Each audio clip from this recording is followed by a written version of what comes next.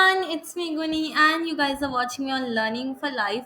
तो आप सबकी रिक्वेस्ट पे मैं आ चुकी हूँ back with my study videos and आज हम बात करेंगे chapter number 7 study of gas laws के बारे में। केमिस्ट्री की वीडियो लाई हूँ मैं आप सबकी रिक्वेस्ट पे। So without wasting any time let's get started. Gases के बारे में पढ़ने वाले हैं तो पहले इंट्रोडक्शन जान लेते हैं थोड़ी सी। The state of matter in which interparticle interaction is weak and interparticle space is so large that the particles may completely free to move randomly in the entire available space is known as gas. So वो state of matter जिसमें जो interparticular attraction है, जो intermolecular attraction है वो weak होती है और उनके spaces, उनके बीच में जो spaces है वो बहुत ज़्यादा होते हैं, उसे हम कहते हैं गैस। और इस स्टेट में जो पार्टिकल्स हैं, जो मॉलिक्यूल्स हैं, वो फ्रीली इधर उधर मूव कर सकते हैं। Gas occupies the entire space of vessel in which it is kept in. जिस भी अगर आप उसी सेम अमाउंट ऑफ गैस को इतने से वेसल में डालोगे वो इसमें सारी जगह ले लेगी। अगर वही इतनी सी गैस को आप इतने बड़े वेसल में डालोगे तो वो उसकी भी सारी जगह ले लेगी। सो वो उस कंटेनर जिसमें उसको रखा जाए उसकी सारी जगह को कवर कर लेती है, राइट। और ये वेसल की शेप भी लेती है। अब जितनी भी हमारे पास गैसेस है सबका ऑलमोस्ट यूनिफॉर्म नेचर है और सब सेमली बिहेव करती है अगर उसकी कंडीशंस लाइक टेम्परेचर और प्रेशर को चेंज किया जाए, इररिस्पेक्टिव कि उसका कलर, ओडोर मीन्स उसकी स्मेल या उसका केमिकल नेचर क्या है, राइट। सो अब हम बात करेंगे behaviour and characteristics properties of gas. So gases are composed of molecules. ये तो सबको पता है कि everything, each and every matter is made up of molecules. So gases are also made up of molecules. Now अब ये जो है ये एक रेगुलर कांस्टेंट मोशन में होती हैं, रैंडमली इधर उधर घूम रहे होते हैं इसके पार्टिकल्स। सो ये जो कि गैसेस है मेनली इसमें काइनेटिक थ्योरी जो है वो बहुत ज़्यादा हमें हेल्प करती है एक्सप्लेन करने में। इसके जो सिंपल रिलेशनशिप्स है like volume, temperature and pressure. अब ये कैसे एक्सप्लेन करते हैं ये भी हम आगे पढ़ने लगे हैं। तो सबसे पहले कॉम्पोजिशन के बारे में बात करते हैं। I am sorry, okay, yes. तो gases are made up of tiny particles. जैसे कि मैंने आपको बताया छोटे छोटे पार्टिकल्स होते हैं गैसेस के, जो कि होते हैं मॉलिक्यूल्स, जो कि सारी जगहों में, सारी डायरेक्शंस में घूम रहे होते हैं, मूव कर रहे होते हैं और अपनी पॉसिबल स्पीड पे, जितनी स्पीड से वो घूम सकते हैं उतनी स्पीड से घूम रहे होते हैं। और ये बहुत छोटे छोटे होते हैं साइज में, ये नेकेड आई से देखे नहीं जा सकते हैं।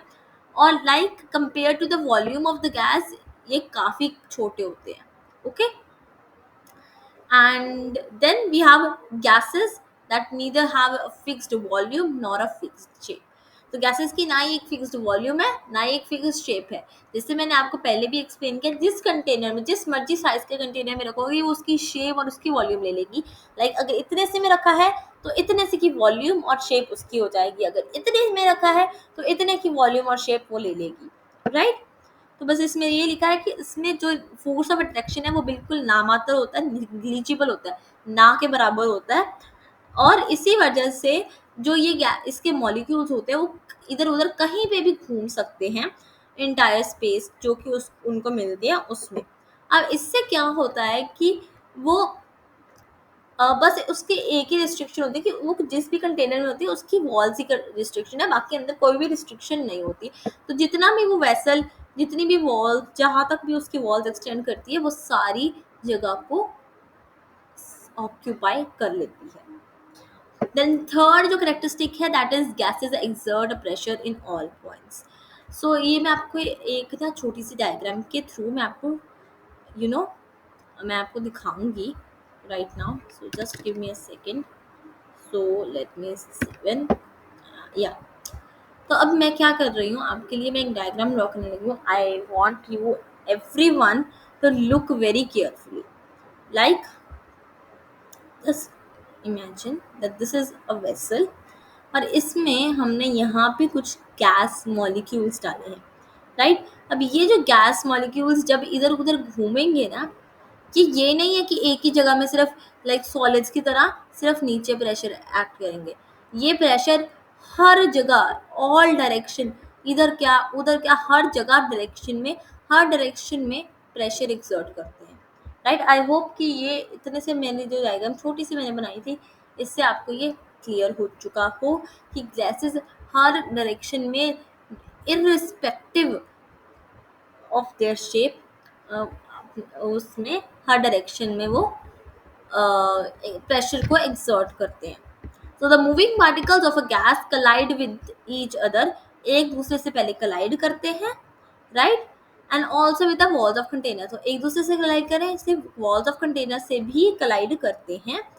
Then they due to these collections, अब जो ये कलीजन्स होती है, जो ये कलाइड करते हैं एक दूसरे से, बजते हैं जिससे हम कहते हैं, तो इस कलीजन्स की वजह से प्रेशर एग्जर्ट होता है, और क्योंकि वो इधर उधर किसी से भी कलाइड कर रहे हैं, सारी डायरेक्शन में प्रेशर एग्जर्ट करते हैं। अब ये पाया गया है कि एक गिवन टेम्परेचर पे, टाइम और एरिया में जो नंबर ऑफ मॉलिक्यूल्स एक गैस के जो एक वॉल के अगेंस्ट स्ट्राइक करते हैं, बजते हैं जाके, उस ऐसे हर जगह सेम होते हैं, राइट, हर एरिया में। सो इसीलिए कहते हैं कि gases exert same pressure in all directions, क्योंकि हर जगह पे वो चीज़ ही सेम है, राइट। आई होप ये प्रेशर वाला पॉइंट थोड़ा सा डिफिकल्ट होता है बच्चों को अंडरस्टैंड करना। सो ये मैंने एक्चुअली अच्छे से समझा दिया है, होप आपको समझ आ चुका हो। अगर फिर भी कोई क्वेरी है तो ask me in the comment section, right. Now next है गैसेस आर हाईली कंप्रेसिबल। तो जैसे कि मैंने आपको बताया था कि उनमें काफ़ी ज़्यादा इंटरमॉलिक्यूलर स्पेस होती है, तो जब भी आप उसे किसी कंटेनर में डालते हैं वो उतनी ही जगह ले लेती है। अब अगर वही सेम अमाउंट ऑफ गैस इतने से कंटेनर में भी आ सकती है और इतने बड़े कंटेनर में भी आ सकती है, दैट मीन्स कि उसमें काफ़ी ज़्यादा एम्प्टी स्पेस है। तो अगर जब आप उसको कंप्रेस करने की कोशिश करोगे, उसे प्रेस करने की कोशिश करोगे, तो वो छोटी जगह में भी आ जाएगी, तो वो ईजिली कंप्रेस हो जाती हैं, राइट। यहाँ पे भी यही लिखा है कि due to large interparticle space, वो उस गैसेस मॉलिक्यूल जो हाई कंप्रेसिबिलिटी होती है गैस की, वो इसी वजह से है, और प्रेशर अप्लाई करने में उसके मॉलिक्यूल्स क्लोजर आ जाते हैं और वॉल्यूम डिक्रीज हो जाता है। तो वॉल्यूम डिक्रीज होता है on applying pressure, increase in pressure, decrease in volume, very important, right. अब गैसेस आर हाईली एक्सपेंसिबल, जब उस जैसे हम उसको कंप्रेस कर सकते हैं, हम उसको एक्सपैंड भी कर सकते हैं वेरी इजीली, जैसे मैंने आपको पहले एक्सप्लेन किया कि उसको इतने से में रखोगे तो इतना हो जाएगा, उसको बड़ा कंटेनर दे दो वो खुद एक्सपैंड भी कर जाएगी।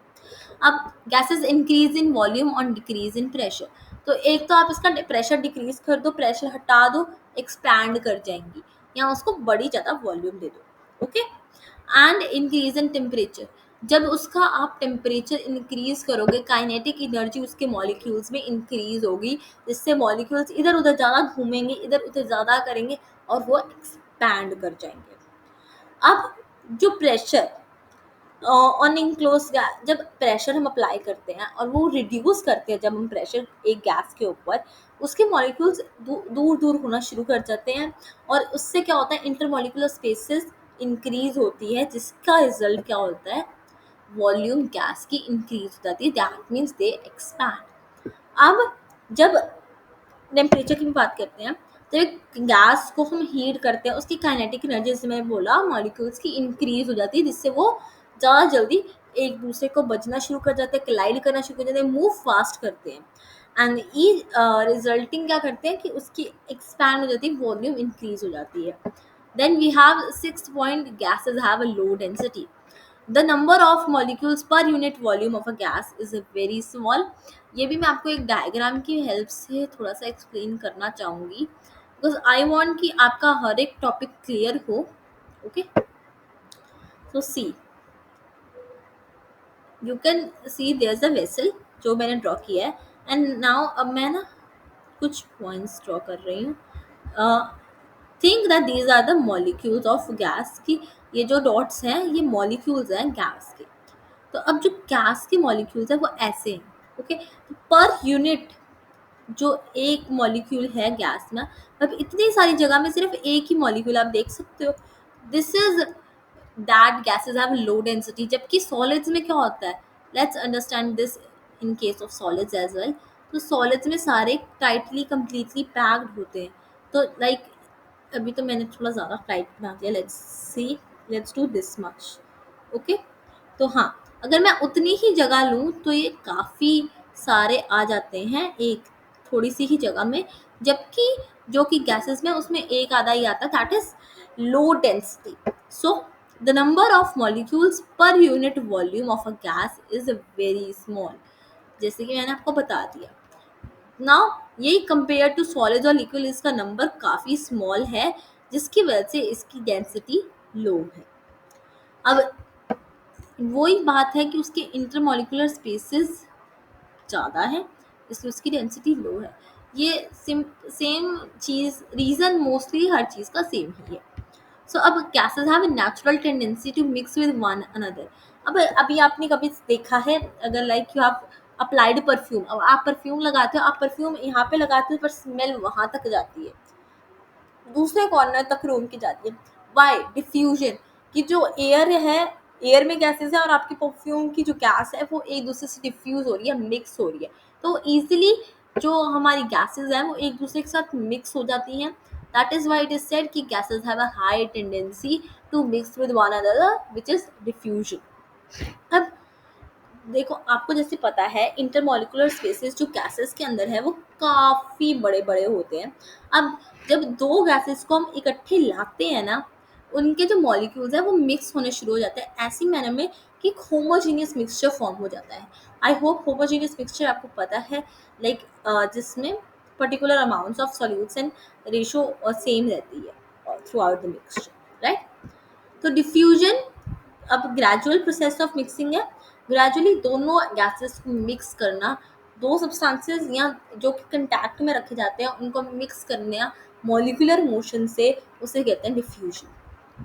एग्जाम्पल ले लो, if you open a jar of chlorine और ammonia in a large room. अब क्लोरीन का जार खोल लो या अमोनिया का जार खोल दो एक बड़े से रूम में, व्हाट विल डू? ओडोरस प्रेजेंस, मतलब जो स्मेल है वो सारी आनी डिटेक्ट कर लेंगे हम हर एक रूम में, सिर्फ 2-3 सेकंड्स में, कुछ ही सेकंड्स में हम हर एक रूम के हर एक कॉर्नर में स्मेल कर पाएंगे उसकी ओडोर को।